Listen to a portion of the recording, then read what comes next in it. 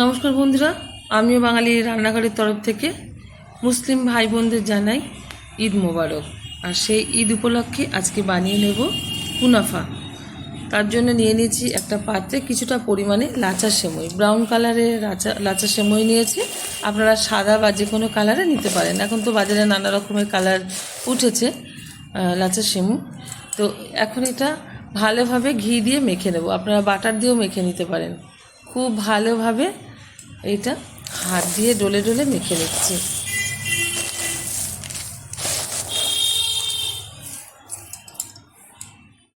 খুব ভালোভাবে সেমইটা আমি ঘি দিয়ে কিন্তু মেখে নিয়েছি। এই যে মাখার জন্য কিন্তু এই যে গুঁড়ো গুঁড়ো টাইপের হয়েছে, আর এরকমভাবেই মাখতে হবে।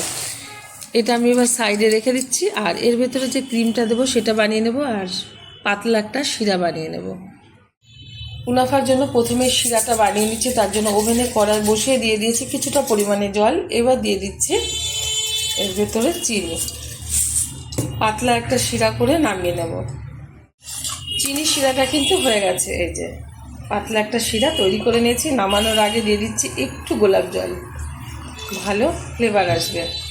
এবার একটা পাত্রে ঢেলে দিচ্ছি। চিনি শিরাটা ঢেলে দেওয়ার পর আবারও কড়াইতে দিয়ে দিয়েছি 700 গ্রাম লিকুইড দুধ।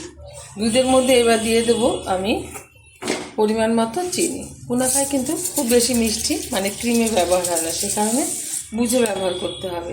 ঠান্ডা অবস্থাতে কিন্তু এই যে আমি এটা মিশিয়ে নিচ্ছি, যে যে উপকরণগুলো এর মধ্যে মেশাবো দুধের মধ্যে, কারণ এখন কিন্তু ওভেন বন্ধ আছে। এবার দিয়ে দিচ্ছি ফ্রেশ ক্রিম। আপনারা যদি চিজ দিয়ে করতে চান আপনারা চিজও ব্যবহার করতে পারেন। মিশিয়ে নিচ্ছি। এবার দিয়ে দেবো কিছুটা পরিমাণে কর্নফ্লাওয়ার। 1.5 চামচ মতো কর্নফ্লাওয়ার দিলাম, ছোটো চামচে। খুব ভালোভাবে মিশিয়ে নেব। ঠান্ডা অবস্থাতে কিন্তু মেশাতে হবে, নাহলে কিন্তু কর্নফ্লাওয়ার দিলে একদম জমাট বেঁধে যাবে গরম অবস্থায় দিলে। এবার ওভেনটা আমি জ্বালিয়ে নিই। এবার কিন্তু অনবরত খুন্তির মাধ্যমে নাড়তে হবে, নাহলে কিন্তু তলায় লেগে যাওয়ার ভয় আছে। অনবরত নাড়িয়ে নাড়িয়ে ক্রিমে পরিণত করব। কুনাফার ক্রিমটা কিন্তু রেডি হয়ে গেছে। এখন ওভেন থেকে নামিয়ে একটা পাত্রে ঢেলে দিচ্ছি।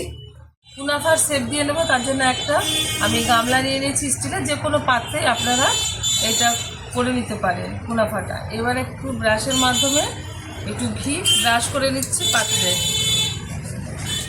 ঘি ব্রাশ করাটা কিন্তু হয়ে গেছে। এইবার আমি আস্তে আস্তে করে যে কুনাফা ঘি দিয়ে মেখে রেখেছিলাম, যেটা লাচাটা আমি ঘি দিয়ে মেখে রেখেছিলাম, সেটা আমি এবার অর্ধেকটা পরিমাণে ছড়িয়ে দেব।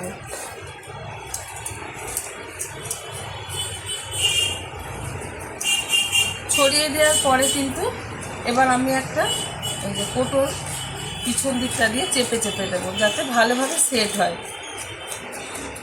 কিন্তু বোতলের পিছন দিকটা দিয়ে চেপে চেপে দিয়েছি, আর সুন্দরভাবে সেট হয়ে গেছে। এবার দিয়ে দিচ্ছি ক্রিম, যেটা আমি বানিয়ে রেখেছি। এটা ঠান্ডা হয়ে যাওয়ার পর কিন্তু এখানে ব্যবহার করছি। যত ক্রিম দেওয়া হবে তত কিন্তু খেতে টেস্ট হবে কুনাফা। পুরো ক্রিমটাই কিন্তু দিয়ে দিলাম মাঝখানে, ছড়ানোর কোনো দরকার নেই। এবার দিয়ে দেবো কিছুটা পরিমাণে এই যে আলমন্ড বাদাম, পেস্তা বাদাম আর হচ্ছে কাজু বাদাম। খেতে কিন্তু ভালো লাগবে। দিয়ে দিচ্ছি আলমন্ড, দিয়ে দিচ্ছি পেস্তা,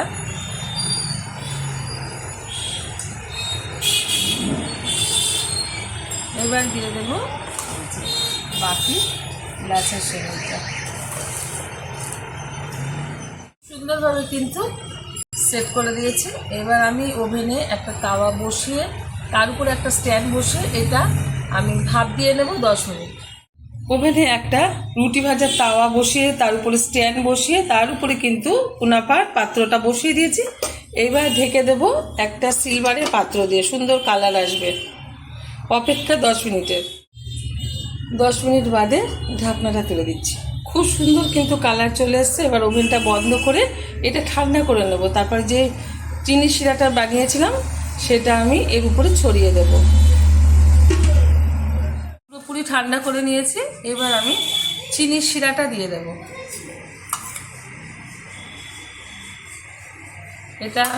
এটা কিন্তু আপনারা একটু উল্টো প্লেটে মানে তুলে নিতে পারেন, তবে আমি এরকমভাবে দিলাম। কিন্তু এর মধ্যে দিয়ে দিলাম, ঈদ যেহেতু সেই কারণে কিন্তু একটু চা রেখে দিচ্ছি।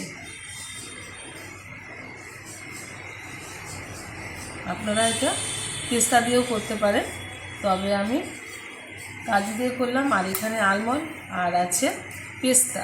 এই যে অবশ্যই এরকম একটা রেসিপি ঈদের দিন ট্রাই করবেন। দেখা হবে পরের ভিডিওতে নতুন কোনো রেসিপি নিয়ে। ধন্যবাদ।